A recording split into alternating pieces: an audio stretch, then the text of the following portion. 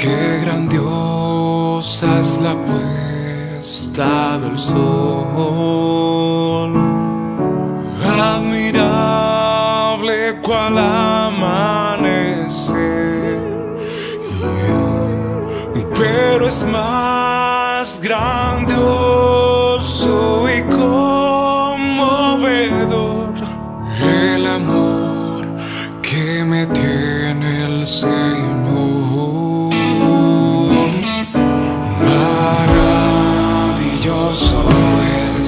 Maravilloso es cuando pienso que Dios me ama a mí. Maravilloso es cuando pienso que Dios me ama a mí. Amados hermanos de la fe, amigos y todo aquel que es motivado por el Espíritu Santo a escuchar su palabra, les invitamos cordialmente a escuchar el mensaje que Dios tiene preparado para nuestros vidas, la palabra de Dios que nos ayuda a descubrir la voluntad de Dios en nuestras vidas. Siéntanse regocijados de esta gran bendición. Que Dios los continúe bendiciendo, amados hermanos, amigos y conocidos.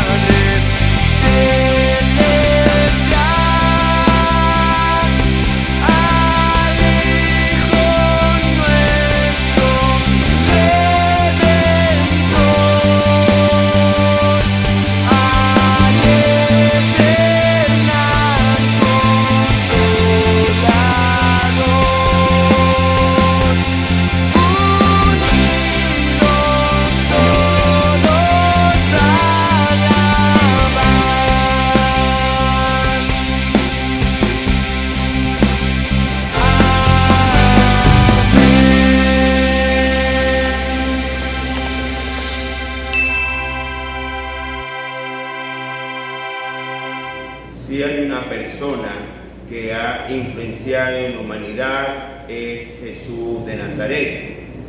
Usted vive en el año 2023 porque se calcula que hace 2023 años nació a Jesús.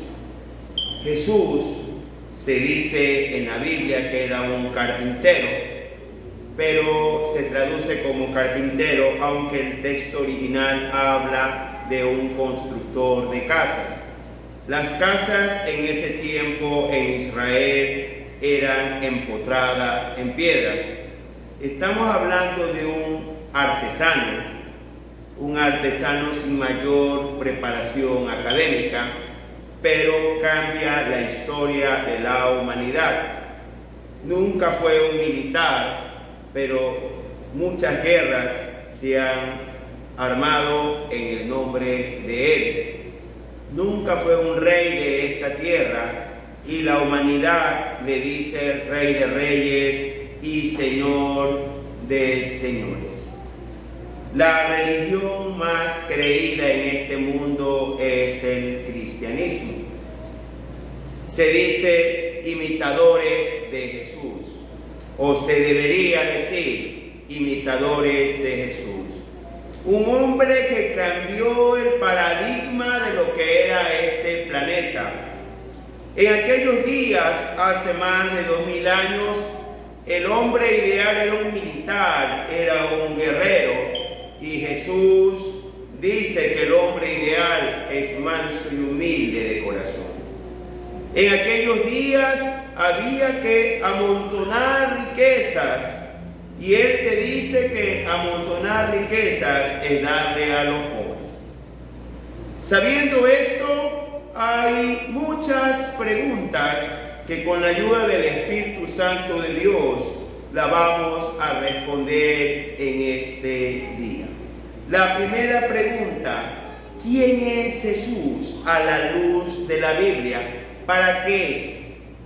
Con poco tiempo de existencia, con un hombre aparentemente insignificante en un país insignificante por muchos siglos esclavos, haya transformado la humanidad.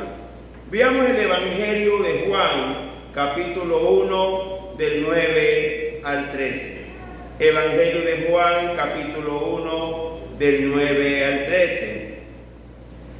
Aquella luz verdadera que alumbra a todo hombre venía a este mundo. En el mundo estaba y el mundo por él fue hecho, pero el mundo no le conoció. A lo suyo vino y los suyos no le recibieron, mas a todos los que le recibieron, a los que creen en su nombre, les dio potestad de ser hechos hijos de Dios, los cuales no son engendrados de sangre, ni de voluntad de carne, ni de voluntad de varón, sino de Dios.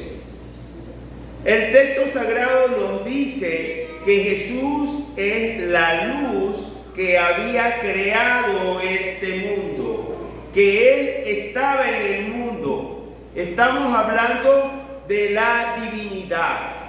El único creador es Dios, y Juan nos dice: el mundo por Él fue hecho. Aquí nos dice que Jesús es el que crea este mundo, pero también nos recuerda que el mundo, cuando Jesús estuvo en la tierra, no lo conoció. Algo muy parecido a lo que pasa el día de hoy. Muchos dicen ser cristianos. ¿Cuántos se parecen a Jesús? Muchos dicen profesar alguna religión, y sin duda profesan la religión, pero no a Cristo. Predican su dogma de fe, los estatutos de su congregación, pero Jesús está lejos. Luego dice, mis amados hermanos, que Él, Jesús, dio potestad a los que creen en Él de ser hechos hijos de Dios. Estamos hablando de que Él no solo crea este mundo, sino puede ordenar quién es hijo de Dios y quién no es hijo de Dios, solo por la fe en Él. Y hace una aclaración: no son engendrados de sangre ni de carne, no por voluntad de varón, son hechos hijos por la voluntad de Dios. Ahora quizás podamos decir: ya entiendo. Como un constructor de casas insignificante, un artesano, cambió el mundo entero. El apóstol Pablo profundiza más y nos da claras de quién es Jesús en Colosenses capítulo 1 del 15 al 20. Colosenses capítulo 1 del 15 al 20. Él es la imagen del Dios invisible, el primogénito de toda creación, porque en Él fueron creadas todas las cosas, las que hay en los cielos y las que hay en la tierra, visibles e invisibles, sean tronos, sean dominios, sean principados, sean potestades. Todo fue creado por medio de Él y para Él, y Él es antes de todas las cosas, y todas las cosas en Él subsisten. Y Él es la cabeza del cuerpo, que es la iglesia, el que es el principio, el primogénito de entre los muertos, para que en todo tenga la preeminencia, por cuanto agradó al Padre que en Él habite toda plenitud, y por medio de Él reconciliar consigo todas las cosas, así las que están en la tierra como las que están en los cielos, haciendo la paz mediante la sangre de su cruz. Habíamos leído anteriormente al evangelista Juan y nos había dicho que Jesús era la luz verdadera, el que había creado este mundo. Pero el apóstol Pablo nos da más información. Nos dice que Jesús es la imagen del Dios invisible. Nadie puede ver a Dios. ¿Por qué? Porque Dios no es de carne ni de sangre. Jesús mismo nos manda a adorarlo en espíritu y verdad, porque Dios es espíritu. Usted no puede ver a Dios, pero si quisiera el rostro de Dios ver, es Jesús. Aquí nos dice que Jesús es parte de Dios, es la cara de Dios para los hombres y para el universo entero. Luego nos dice el primogénito de toda creación, y no está hablando como el primer ser creado, está hablando como el comandante, el jefe, el que comanda toda la creación de Dios. Él es el primero, Él es Rey de reyes y Señor de señores. No habla de que es creado, habla de que es el primero, Él es el jefe. Porque en Jesús fueron creadas todas las cosas. Y vamos a hacer un alto ahí. Muchos grupos religiosos tocan tu puerta y te dicen que Jesús fue el primer ser creado, y te terminan de leer el primogénito de toda la creación, pero no te siguen diciendo o no te leen lo que sigue diciendo el texto. El texto te dice: porque en Él fueron creadas todas las cosas. Amado hermano, Jesús es creador. Jesús es la imagen del Dios invisible. Jesús no es hombre. Jesús no es un ángel. Jesús es creador. Y profundiza más diciendo: ¿qué crea Jesús? Las cosas que hay en los cielos y en la tierra, visibles e invisibles. Está hablando de que todo el universo ha sido creado por Él. Inclusive tronos, dominios, principados y potestades angélicas. Pablo lo aclara muy bien. Lastimosamente no leemos todo el texto.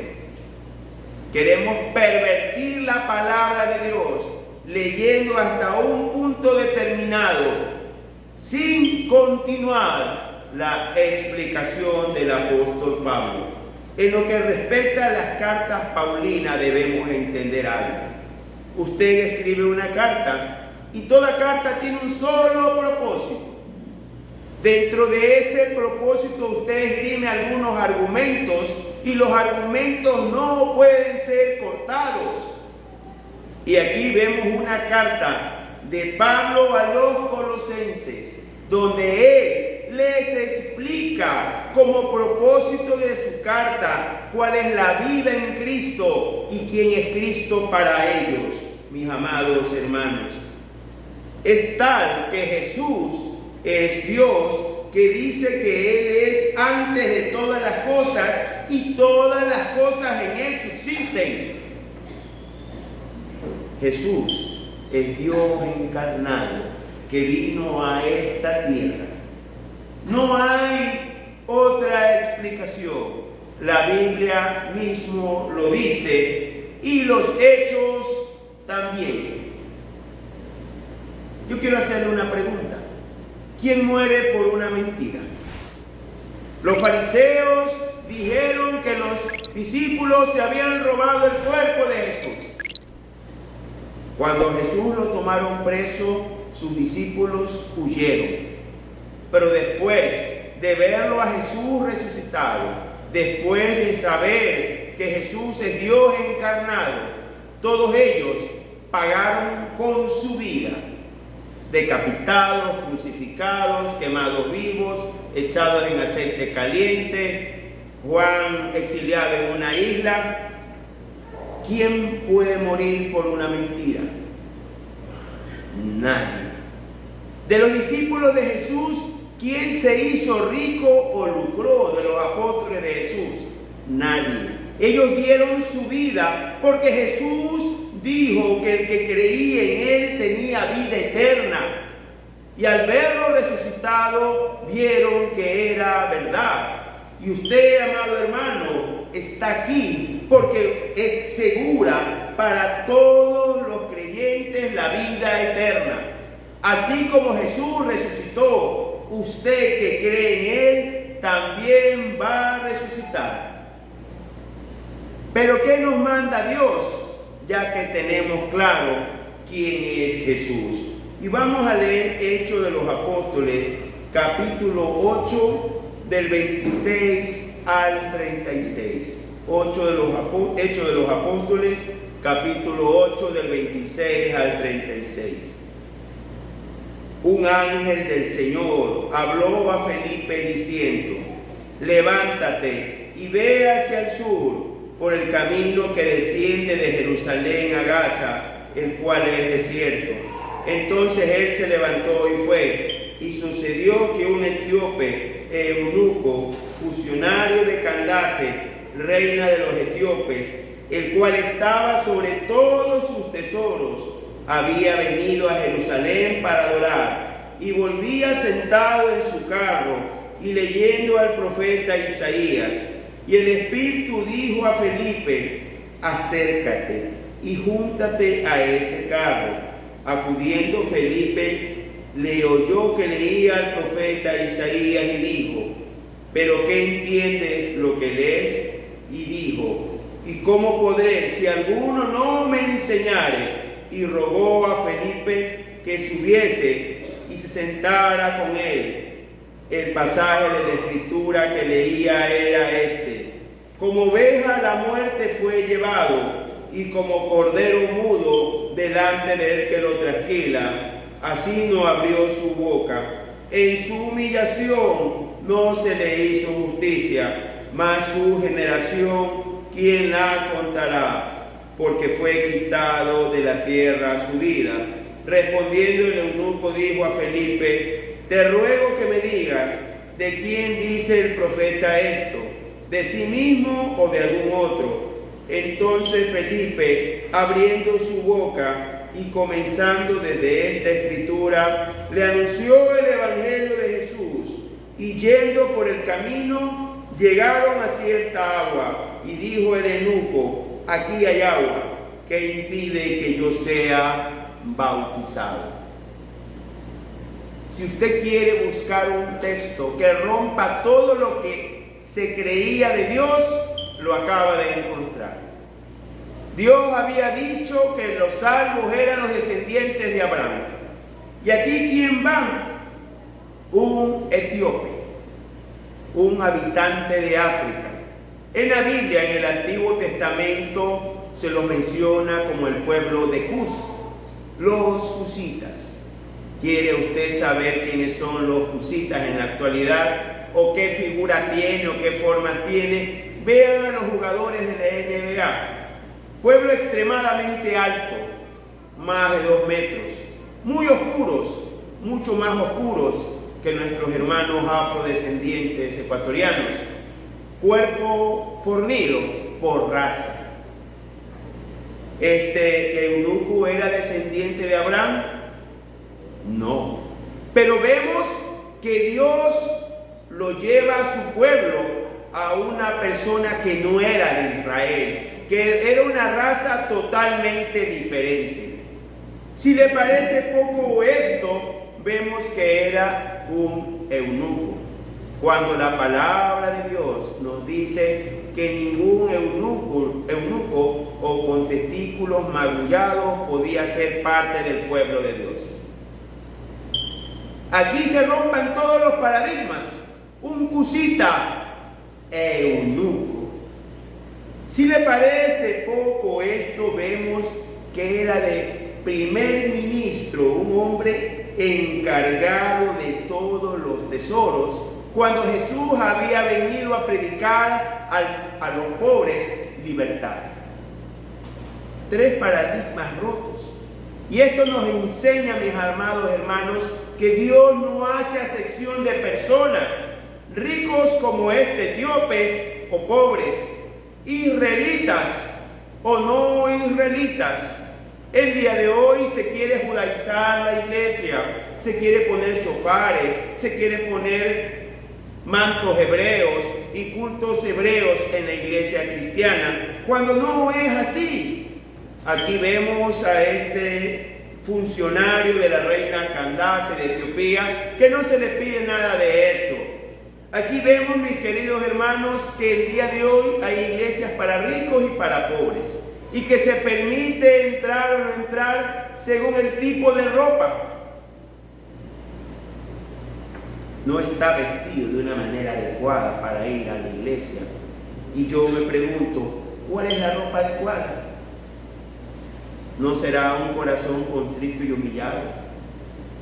Siempre me pregunto yo, ¿y si hay una meretriz, una prostituta que se arrepiente y saliendo de su trabajo quiere entrar a una iglesia cristiana para confesar sus pecados y reconciliarse con Dios? No puedes entrar, no estás vestida con ropa adecuada. Amados hermanos, todos esos preceptos y conceptos que tenemos el día de hoy aquí lo rompe la Escritura. Dios no hace acepción de personas por raza, por dinero. Aquí era un hombre riquísimo porque era eunuco, nada de eso. No hace acepción de personas. Todos somos iguales ante Dios. Y aquí dice que el mismo Espíritu Santo mueve a Felipe, uno de los que recién había sido escogido diácono en Jerusalén, para que se acerque y se junte al carro. Y que Felipe le enseña. Es importante estudiar las Escrituras.